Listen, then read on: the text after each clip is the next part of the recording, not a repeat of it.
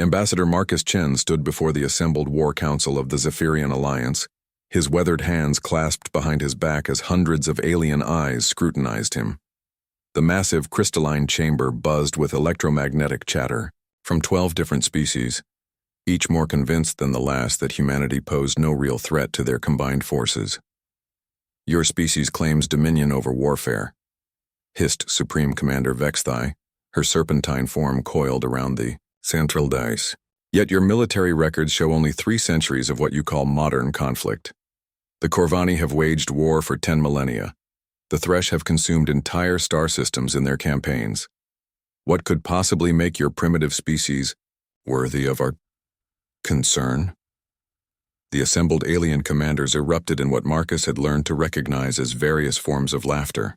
The Corvani delegation clicked their mandibles in rhythmic patterns while the hulking Gorvak representatives produced low, rumbling sounds that vibrated through the chamber floor. Even the typically stoic Etherian observers seemed amused, their translucent forms shimmering with what Marcus assumed was mirth. Marcus remained silent, reaching into his diplomatic satchel to retrieve a single, unremarkable data storage device. The laughter gradually died as he placed it on the presentation platform. "Honored delegates," Marcus began, his voice carrying across the chamber with practiced authority. "You ask for proof of human warfare capabilities. I offer you something better. I offer you understanding."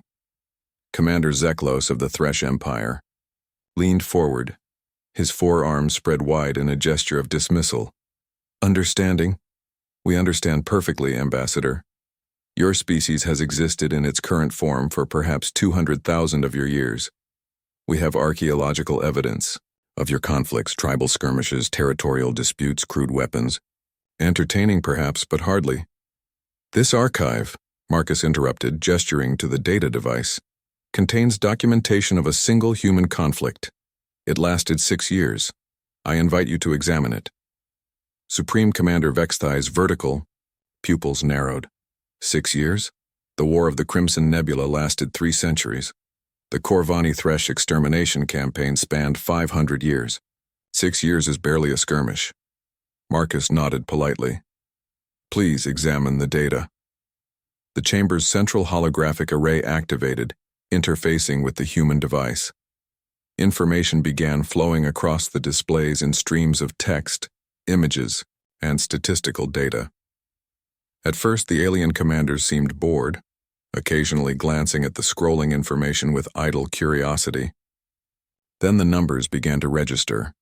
The Etherian delegate was the first to react, its form suddenly brightening to an alarmed cyan. "These casualty figures, there must be an error in translation." 55 million dead, Marcus stated matter-of-factly. "Military and civilian combined. That represents approximately 3% of the human population at the time." Commander Zeklos's 4 eyes focused intently on the display. "This cannot be correct. No species commits 3% of its population to a single conflict. The logistics alone would be impossible?" Marcus smiled grimly. "We mobilized 12% of our total population for active military service. Another 30% supported the war effort through industrial production, resource gathering, and technological development." The chamber fell silent as more data streamed across the displays. Images of massive industrial complexes, production, lines churning out weapons at unprecedented rates, entire cities converted to support a single all-consuming war effort. Supreme Commander Vexthai's tongue flicked out nervously. "The resource expenditure? You converted your entire civilization into a war machine?" "For 6 years, Marcus confirmed. "We produced 400,000 aircraft, over 100,000 tanks, 40,000 naval vessels, and approximately 16 billion rounds of ammunition. Every major nation committed everything they had." The Corvani delegation had stopped their clicking entirely. General Thrixix spoke in a voice barely above a whisper. "The technological advancement curve shown here, you developed functional nuclear weapons during this conflict? Along with radar, jet engines, computers, and rocket technology that would later carry us to our moon," Marcus replied. "War, you see, has always been humanity's greatest teacher. But it was the tactical data that truly silenced the Council. Operation Overlord alone involved over 150,000 troops in a single assault. The logistics of moving armies across entire continents. The strategic bombing campaigns that reduced industrial cities to rubble. The naval battles spanning entire oceans. This scale of coordination, breathed the Etherian delegate. The complexity of simultaneous operations across multiple continents. How did a pre-spaceflight civilization manage such coordination? Marcus's expression darkened. Because we had to. Because the alternative was extinction. The final piece of data that appeared on the displays was a map of Earth, marked with red indicators showing the conflict's global scope. Every inhabited continent bore scars.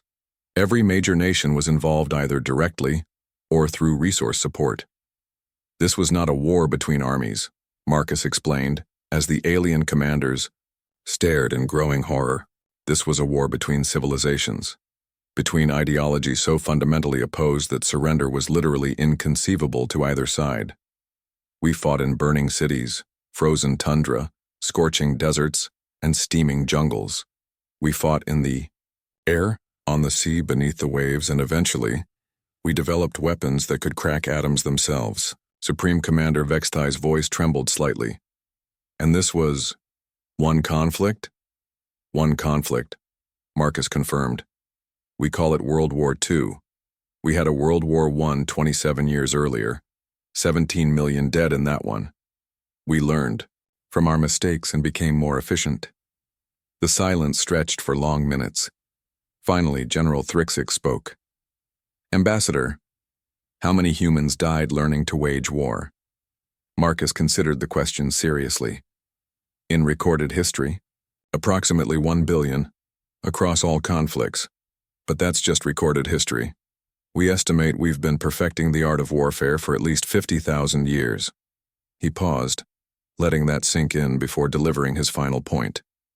Honored delegates, you asked for proof of human warfare capabilities. What I've shown you isn't our capability, it's our restraint. This archive represents what we accomplished with primitive technology and limited resources. Today, humanity spans 47 star systems. Our population exceeds 8 billion. Our technology has advanced exponentially. Marcus picked up the data device, holding it like a weapon. The question isn't whether humanity can wage war.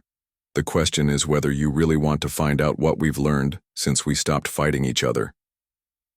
Within hours, the Zephyrian Alliance voted unanimously to offer humanity full membership rather than demand their submission. The vote was the fastest in Alliance history.